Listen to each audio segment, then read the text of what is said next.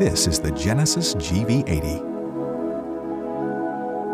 The infotainment system in the Genesis GV80 offers easy smartphone integration using Apple CarPlay or Android Auto. When setting up Apple CarPlay or Android Auto for the very first time, we recommend using a wired connection for the setup phase, as it will be the easiest method. Start by connecting your smartphone to the USB-C data port located below the climate controls. The infotainment system may ask you to unlock the phone when connecting with the vehicle. If prompted, be sure to approve Apple CarPlay or Android Auto connectivity.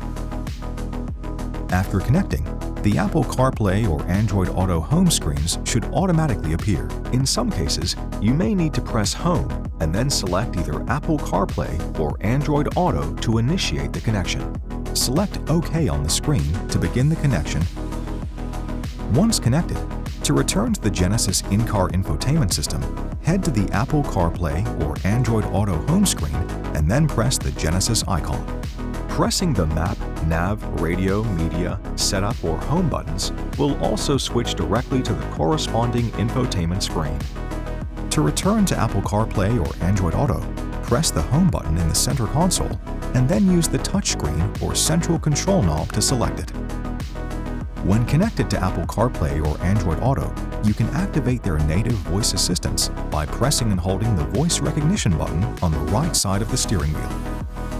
For more information, be sure to explore the how-to videos on the Genesis USA YouTube channel, as well as consult owners.genesis.com and your owner's manual.